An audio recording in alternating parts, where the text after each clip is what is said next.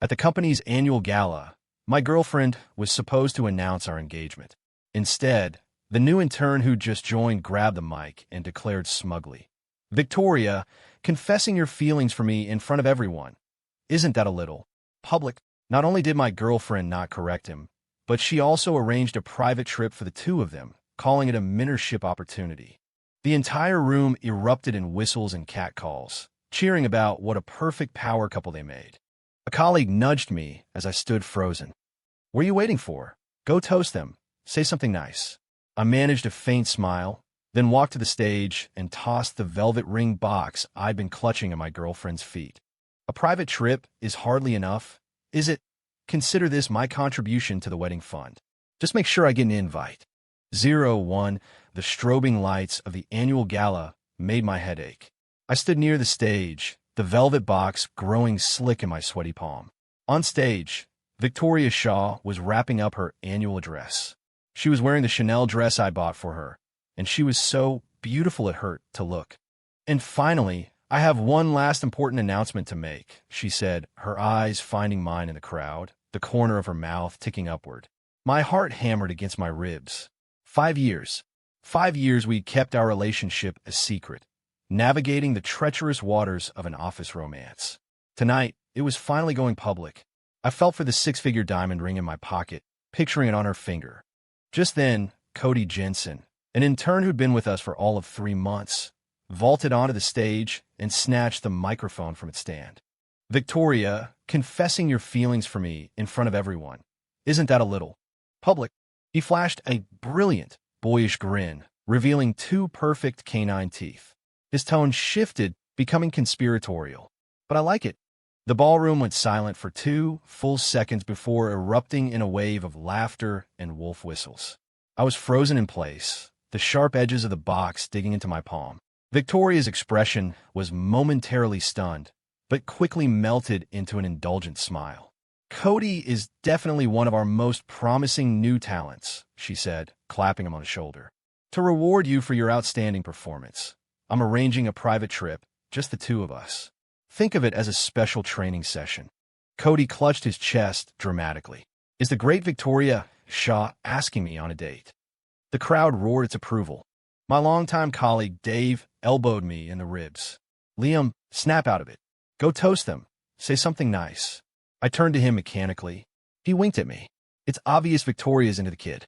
As his department head, you've got to show some support, right?" I looked down at the ring box in my hand, my mind a complete blank. Into the kid? Then what am I? What were the last 5 years of my life? Watching them laugh and banter on stage, I stood there for a long moment before a bitter smile spread across my face. "You're right. I should congratulate them." With that, I straightened my suit and strode toward the stage. Victoria saw me approaching, and a flicker of panic crossed her face. Cody just jutted his chin out, a triumphant smirk plastered on his face. "A private trip is hardly enough, is it?" I opened the box, took out the diamond ring I'd just bought, and tossed it at Victoria's feet. "Consider this my contribution to the wedding fund. Just make sure I get an invite." The ring bounced twice on the polished floor, coming to a rest beside her stiletto heel. The color drained from her face. "Liam," but no one else noticed. The audience, thinking I was playing along with a corporate skit, broke into applause. "Way to be a team player, Carter. Damn, that ring doesn't look cheap. Liam's a generous guy. Victoria and Cody really are a power couple. Perfect timing on that gift, Liam." I gave the crowd a thin smile and turned to leave. I could hear the frantic click-clack of Victoria's heels behind me. "Liam, wait." I didn't look back. I walked straight out of the ballroom. The cool, quiet air of the hallway was the first clean breath I'd taken all night. Just as the elevator doors slid shut, I saw her running toward me, but she was too late. As the elevator descended, my phone buzzed. A text from Victoria. "It's not what you think. I can explain." I didn't reply. I just silenced my phone. Over the past 5 years, I'd heard that explanation far too many times. Cody's just an intern. I have to manage his morale. Work is swamped with this new project. Can we reschedule date night? He's young and doesn't know any better. Don't take it personally. Every single time, I chose to be the understanding, accommodating boyfriend. Because I loved her, I was willing to be invisible. I accepted every canceled plan, endured the sight of her and Cody laughing together in the office more and more frequently. Until today. She had promised me that today, at the gala, we would finally go public. She would finally give me the recognition I deserved. I had waited 5 years for this moment. The underground parking garage was as cold as a morgue. I slumped into the driver's seat. On the passenger seat sat a bottle of champagne I'd brought to celebrate our engagement. It looked like a cruel joke now. Just as I started the engine, a figure stepped directly in front of my car. Cody Jensen slapped his hand on my hood, that same smug grin on his face. I slammed on the brakes. He sauntered over to my window and tapped on glass. In a hurry to leave, Mr. Carter? I rolled down the window, my face a mask of indifference. Something I can help you with. Don't be so cold, Cody said, waggling his phone. The screen showed his iMessage chat with Victoria. Victoria just texted me. The trip is booked. 1 week in Maui. Just the two of us. I stared at his young, arrogant face and felt a sudden, absurd urge to laugh. 3 months ago, this kid couldn't even put together a proper PowerPoint presentation. I was the one who taught him step by step. And now here he was, lording his victory over me. Oh, are you done? If you're done, move. I'm leaving. Cody was clearly not expecting that reaction. He blinked. That's it? That's all you've got? You're not mad. Not even a little jealous. I was done talking. I rolled the window back up. He stumbled back, his expression souring. Just then, the sound of heels echoed through the garage. Victoria ran toward us, her hair slightly disheveled. Liam, she pounded on my window. We need to talk. I sighed and lowered the glass again. There's nothing to talk about. The ring is yours. I wish you both the best. Liam, will you stop this nonsense? Victoria's brow was furrowed in frustration as she blocked my way. It was the same look she always gave me when she defended Cody. Cody is an intern. It's my job to mentor him and help him grow.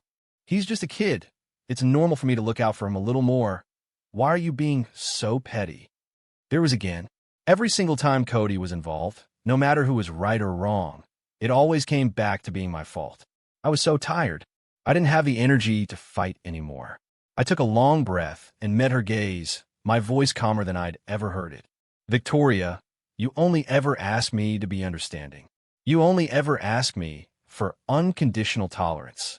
But you have no idea how many plans with my own friends I've canceled to keep you company while you worked late. You have no idea how much it guts me every time I see you and Cody laughing together.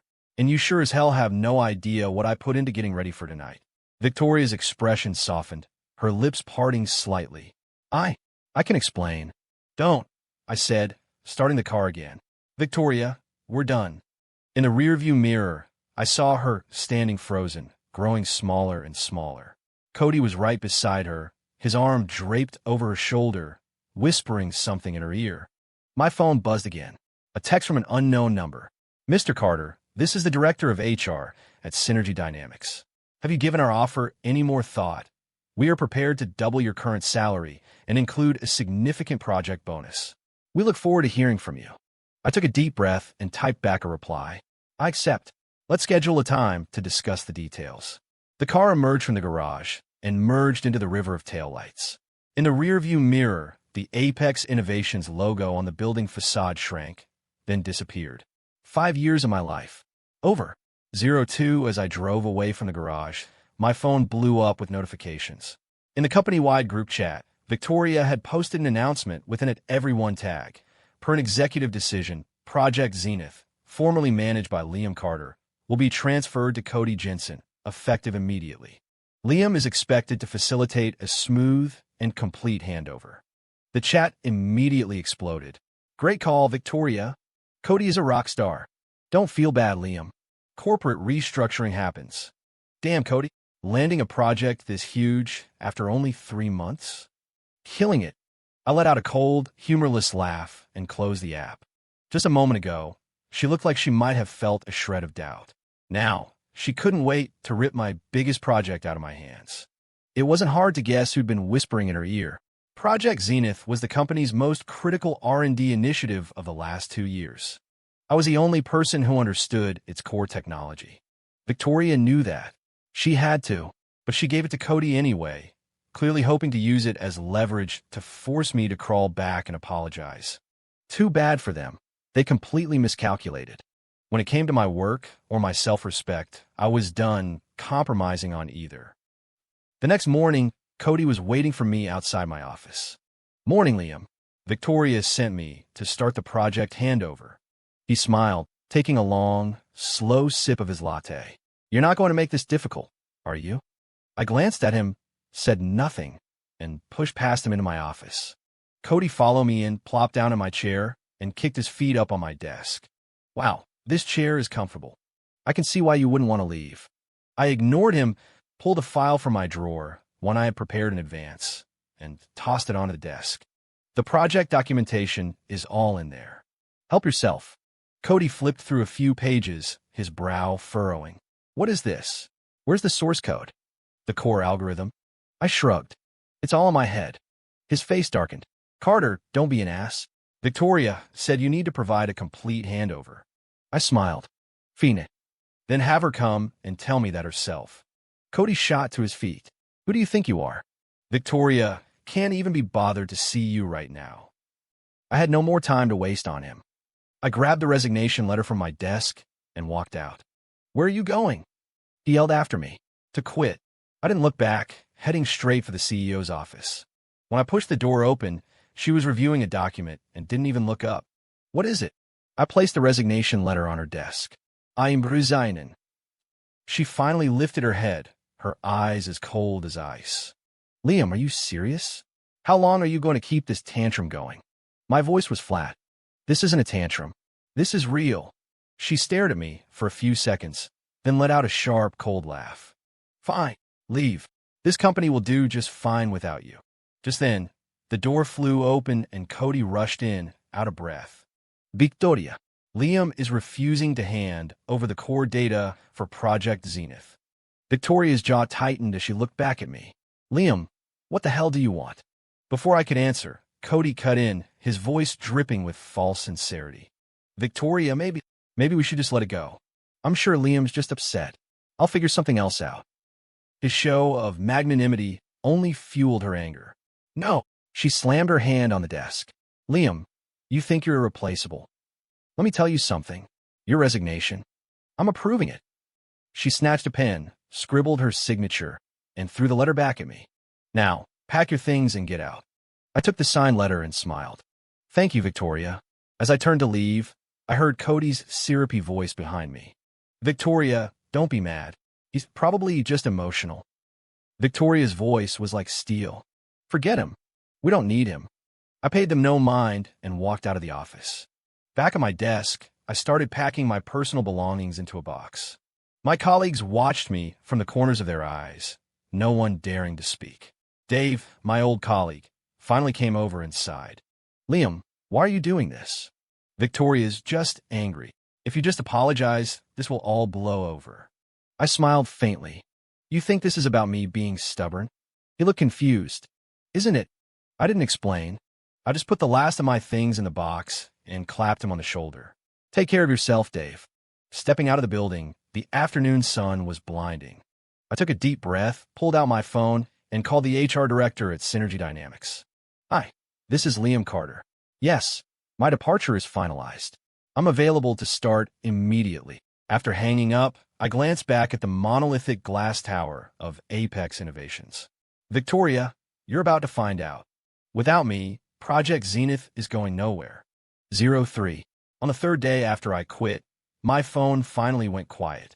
Victoria hadn't texted again, and the company group chat was silent about any progress on Project Zenith. I figured she must have realized by now that, without me, the project was dead in the water.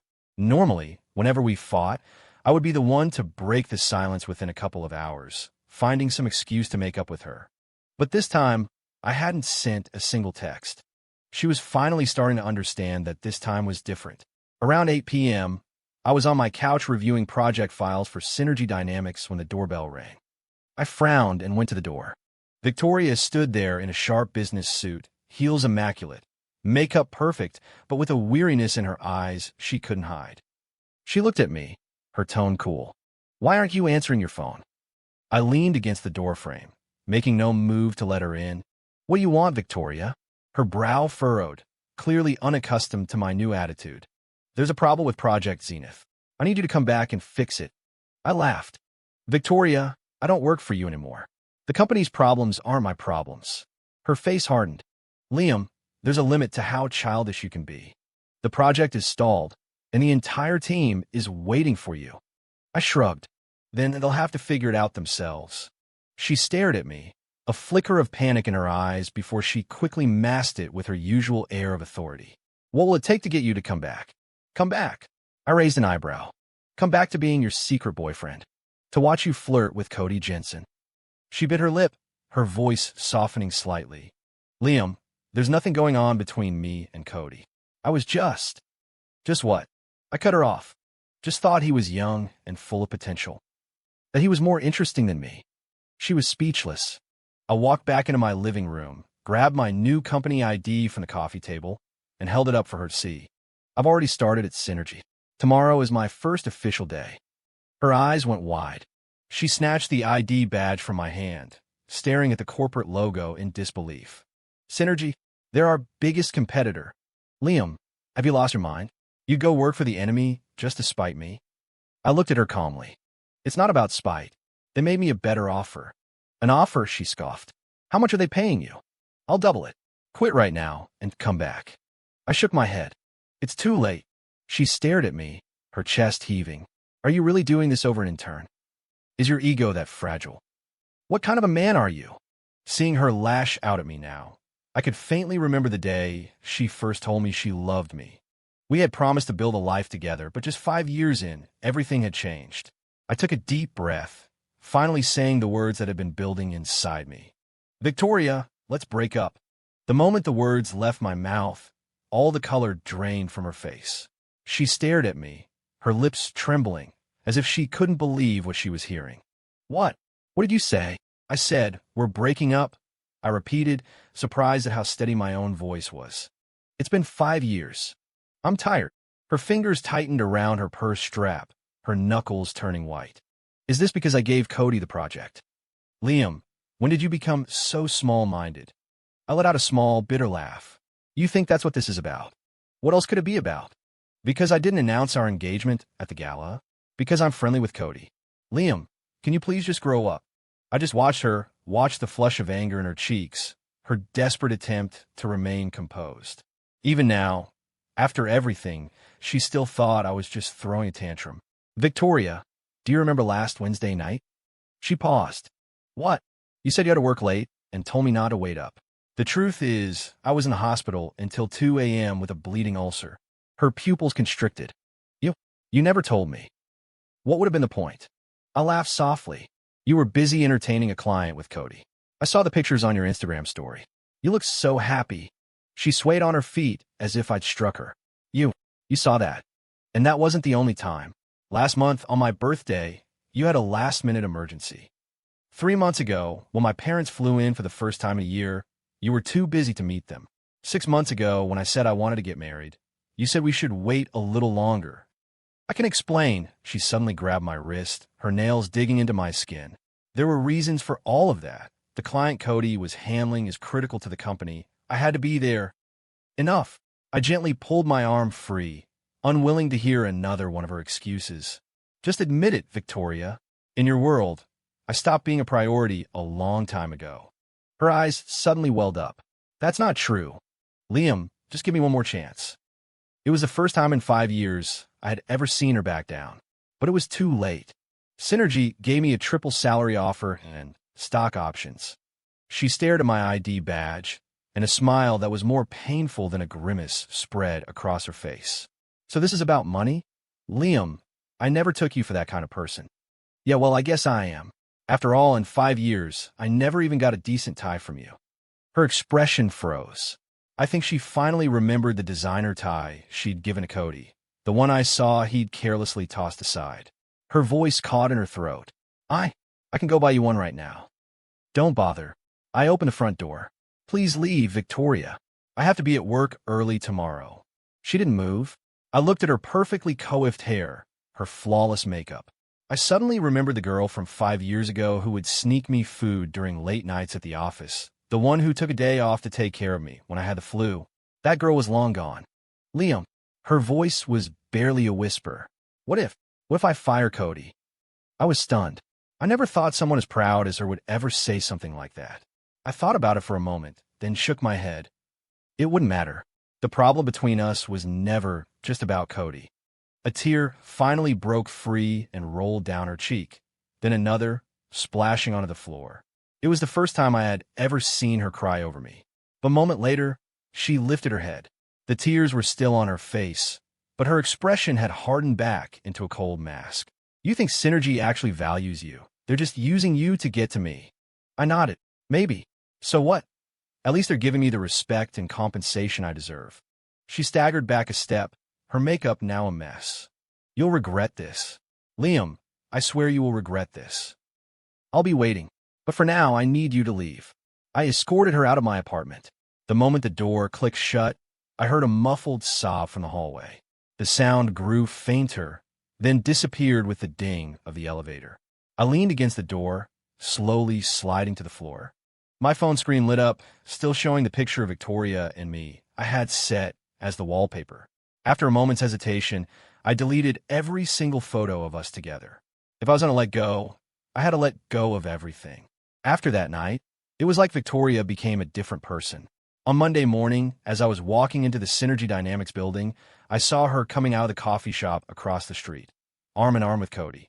Cody was sporting a brand new suit, and on his wrist was the expensive watch Victoria had given him. Well, look who it is, Cody said loudly. Fancy meeting you here, Mr. Carter. Victoria stood beside him, staring straight at me, a ghost of a smile playing on her lips. I just nodded. Morning. Then I walked right past them. Liam, Victoria called out after me. Our company just landed a huge new contract. Cody's the project lead. I waved over my shoulder without looking back. Congratulations. I could hear Cody's sarcastic voice trailing behind me. He's a big shot at Synergy now, Victoria. He's too good for us. Over the next 2 weeks, these chance encounters happened more and more often. Sometimes it was at a restaurant, other times at the mall. Each time, Victoria would make a big show of being affectionate with Cody, but her eyes were always darting in my direction. I acted like I didn't see a thing. Then, on a Friday afternoon, I was taking a walk in a park near the office when I ran into my old college buddy, Mark. Liam Carter, is that really you? Mark clapped me on the shoulder. Man, I hear you're doing big things these days. We caught up for a few minutes, and just as we were laughing about an old memory, I heard the familiar click of heels on the pavement behind me. Liam, what a coincidence. Victoria had appeared out of nowhere, with Cody, of course, glued to her side. Her gaze shifted between Mark and me, a polite, plastic smile on her face. And this is? Mark asked curiously. I was about to speak, but Victoria extended her hand first. Hi, I'm Victoria Shaw. I'm Liam's ex-boss, I said flatly, cutting her off. Victoria, this is Mark, my friend from college. Victoria's hand froze in midair, the smile on her face stiffening. Sensing the tension, Cody immediately stepped in, draping an arm around her shoulders. Victoria, we should get going. The client is waiting. But Victoria didn't budge. She stared at me, her eyes burning. Is that how you introduce me now? How else should I introduce you? I shot back. Is there another title you'd prefer, Miss Shaw? Her eyes instantly turned red, and her lips trembled, but no words came out. Mark, realizing how awkward the situation was, quickly made his excuses and left. Once he was gone, Victoria grabbed my wrist. Liam, we need to talk. I pulled my arm away. We have nothing to talk about. Just listen to me. I know I was wrong. Her voice was choked with tears. I admit, I was doing it to make you mad. There's nothing between Cody and me. I laughed coldly. Victoria, when did you become so childish? I just wanted to make you jealous. I wanted to prove that I could be fine without you. And did you prove it? She froze, tears now streaming down her face. She sobbed. I regret it. Liam, can we please start over? I looked at her tear-streaked face and just felt baffled. If she had apologized like this just once in the past 5 years, I never would have reached this point. But she waited until I was completely and utterly done to finally learn her lesson. Victoria, I sighed. You never know how to appreciate what you have. And now it's too late. With that, I turned and walked away. I could hear her screaming my name behind me, her voice raw and desperate. Liam, Liam. I didn't turn back. The sun was setting, casting my shadow long on the pavement in front of me. This time, I was finally moving forward with nothing holding me back. A month later, I was standing under the spotlight at Synergy Dynamics' quarterly earnings press conference as the newly appointed Director of Technology. Under Mr. Carter's leadership, Project Orion was completed 3 months ahead of schedule, and we have already secured partnership agreements with 3 major international firms. The room was filled with thunderous applause and the constant flash of cameras. I smiled at the audience, and in the very back row, my eyes landed on a familiar figure, Victoria. She was wearing a simple white shirt and jeans, no makeup. She looked nothing like the polished, powerful executive I once knew. When she saw that I'd noticed her, her eyes lit up for a second before the light quickly faded. After the press conference, she cornered me by the back exit of the building. Liam. Her voice was so quiet I could barely hear it. Can we talk? I glanced at my watch. You have 10 minutes. She bit her lip and pulled a folder out of her bag. The company. It's about to go under. I glanced at the document. It was Apex's latest financial statement. The losses were staggering. Cody completely botched Project Zenith. All our investors pulled out. The bank is calling in our loans. We can't even make payroll. And I cut her off. She looked up, her eyes brimming with tears. So, can you come back and help me? Just this one last time. I looked at her red-rimmed eyes and suddenly remembered 5 years ago when we were just starting the company. She had looked at me with that same fire in her eyes and said, Liam, we're going to build something incredible together. She had been so full of light back then. I didn't answer her question directly. Instead, I asked one of my own. Do you remember the Project Everest crisis last year? She looked blank. I stayed up for 3 days straight, rewriting the entire code base from scratch. What about the year before, when our series of funding fell through? I was the one who flew to Boston overnight and convinced the VCs to give us a chance. Tears streamed down her face, unstoppable. Every single time this company was on the brink, I was the one who saved it. And what did I get in return? You gave Cody a promotion and a raise. You gave him a luxury watch and a company car. You gave him the public recognition I begged you for and never received. Before I could finish, Victoria couldn't bear to hear anymore. She shook her head violently, grabbing my sleeve. I was wrong. I really know I was wrong this time. I gently pull my arm free. No, you don't. You don't regret betraying my trust. You only regret losing the one person who was always there to clean up your messes. She flinched, as if I had struck a nerve. When she spoke again, her voice was broken. Liam, please give me one more chance. I promise. Enough, I interrupted. Victoria, have some dignity. I turned to leave, but she suddenly rushed forward and wrapped her arms around me from behind. Don't go. Please. Her tears soaked through the back of my shirt. I can't do this without you. I really can't. I froze. In all the years I had known her, she had never once said she needed me. But it didn't matter anymore. It was too late to fix anything. I slowly pried her fingers from my shirt. Miss Shaw, please let go. She stumbled back, her face a wreck. Just then my phone rang. Mr. Carter, the board meeting is about to start. My assistant's voice came through the phone. Mr. Wright said, there's an important client who wants to meet you. Okay, I'm on my way, I said, hanging up. I looked back at Victoria. Sorry, I have to get back to work. Her lips trembled. You're doing well now. I straightened the collar of my suit. As you can see, I'm doing great. Victoria looked as though all the strength had been sucked out of her. She slowly sank to the ground and, right there in the busy plaza, began to sob like a lost child. I didn't try to help her up. I just turned and walked away. Even from a distance, I could still hear her heart-wrenching cries. This time, she finally understood. The Liam Carter who would always be waiting for her was never coming back. On my way to the conference room, I got an email from HR. Congratulations on being named Employee of the Quarter. Your bonus has been deposited. I looked at the screen and felt a small, genuine smile spread across my face. It felt good to be valued. My life at Synergy Dynamics was a blur of success. I went from Director of Technology to head of the entire division in just 6 months. The stock options the board had given me vested, and I bought a condo downtown with a car in the garage I could have only dreamed of before. Sometimes, working late into the night, I'd look out over the city lights from my floor-to-ceiling windows and think about the man I used to be, the one trembling in a crowded ballroom, clutching a ring box. He felt like a distant shadow from another life.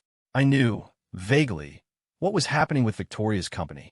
I'd see articles on tech forums about Apex Innovation's cash flow problems. Colleagues in the industry would mention that she was running herself ragged trying to secure new funding. The glamorous, untouchable woman from the gala was now forced to grovel for every client meeting. Overwhelmed by her failing business, she had long since stopped trying to contact me with tearful, nostalgic messages. That suited me just fine. You have to keep moving forward, right? At the beginning of the year, a new intern started in my division. Her name was Hannah Wright. She was shy and quiet, and during her first project presentation, her voice shook with nerves. I was just starting to lead my own team, and I saw a bit of my younger self in her, so I offered a few pointers. After that, she started coming to me with questions more often, from coding logic to industry trends, always meticulously taking notes in a small notebook. Liam, I'm still a little lost on this algorithm model. She would stand at my office door holding a cup of coffee, her eyes bright with curiosity. I practically mentored her one-on-one. I took her on-site to client meetings, edited her proposals. I even subtly ran interference for her when she was getting grief from another department. Hannah was brilliant. She was a fast learner, and she was grateful. One night, when I was working past midnight, she quietly left a thermos of hot soup on my desk, gave me a small smile, and left without a word. In that moment, something in the quiet, closed-off corners of my heart stirred. We started dating after a project celebration party. She'd had a little to drink, and her cheeks were flushed. She tugged on my sleeve. Liam, I don't just see you as a mentor. I looked into her earnest eyes, and, with very little hesitation, I nodded. It wasn't until after we were together that I learned she was the chairman's daughter. The first time Mr. Wright met me formally, he clapped me on the shoulder. Liam, I've read your project reports. You're solid, full of good ideas. I know my daughter is in good hands with you. Despite her background, Hannah had no sense of entitlement. She would ride the subway with me and bring me homemade lunches when I had to work late. We went to art exhibits and on hiking trips. She would tell me stories about her childhood, and she would listen intently when I talked about my past. Of course, I only ever glossed over the parts about Victoria. I thought my life would just continue on this peaceful, happy trajectory. The name Victoria Shaw had almost completely faded from my memory. Until that day, Liam, Hannah and I were at Bloomingdale's. She had gone into a fitting room to try something on, and I was waiting on one of the plush chairs outside. I heard a voice that was both familiar and strange. I looked up and saw Victoria standing a few feet away. She was much thinner. She was wearing a plain t-shirt and jeans, carrying a cheap-looking purse. But what shocked me the most was her hair. Her once perfectly maintained long hair was chopped into a ragged, uneven bob, as if she'd taken a pair of scissors to it herself. It really is you. Her eyes reddened the moment she saw me. As if trying to prove some desperate point, she fumbled in her purse and pulled something out. Look, I kept it. It was the ring I had thrown at her feet. I couldn't help but frown. Victoria, what are you doing? I regret it. I really, truly regret it. Tears streamed down her face as she clumsily tried to slide the ring onto her finger. But she had lost so much weight that it just spun loosely. Liam, please give me another chance. The company is gone. Cody left. I have nothing left. Only you. I took a step back. Don't do this. I know you still love me. She lunged forward and grabbed my hand. We were together for 5 years. You can't just turn that off. You're just angry with me, right? I was wrong. I'll listen to whatever you say from now on. I yanked my hand back. Victoria, it's over between us. No, she shrieked. You still love me, you. Liam, who's this? At the worst possible moment, Hannah stepped out of the fitting room, looking at us with confusion. Victoria's sobs stopped abruptly. She stared at Hannah's hand, now linked through my arm, and her face went as white as a sheet. Who is she? I took a deep breath and put my arm around Hannah's shoulders. This is my girlfriend, Hannah. Victoria looked as if she'd been struck by lightning. Girlfriend. Hi, Hannah said, nodding politely. Then she whispered to me, Liam, who is? I didn't get to answer, because Victoria suddenly started to laugh. The sound was manic, mingling with the smeared mascara on her face. She looked utterly broken. You're lying to me, aren't you, Liam? You just found some woman to try and make me angry. Victoria, would you please get a grip? We broke up a long time ago. No, impossible, she screamed, grabbing the front of my shirt. How could you do this to me? I gave up everything for you. How could you? Please let go of him. Hannah stepped forward, her voice soft but firm. Don't touch my fiancé. Victoria froze. She looked from Hannah to me and then back again. She slowly released her grip, staggering backward. You too. You too. I had no desire to witness any more of her melodrama. I took Hannah's hand. Let's go. As the elevator doors slid shut, I heard the clatter of something small hitting the marble floor, followed by Victoria's raw, gut-wrenching sobs. It hurts, doesn't it? The feeling of being abandoned by the person you love. It took me 5 years of that pain to finally find the courage to start again. Later, I heard that Victoria's company never found anyone who could replace me. They couldn't overcome the technological hurdles at the core of their main project. Investors pulled out, the stock price plummeted, and one crisis followed another. 3 months later, she finally gave up and filed for bankruptcy. By then, I was on the other side of the world, in New Zealand, busy planning my wedding with Hannah. Victoria, Shaw, my past, none of it had anything to do with me anymore. All I wanted was what I had right now. A simple, tangible happiness, right within my grasp.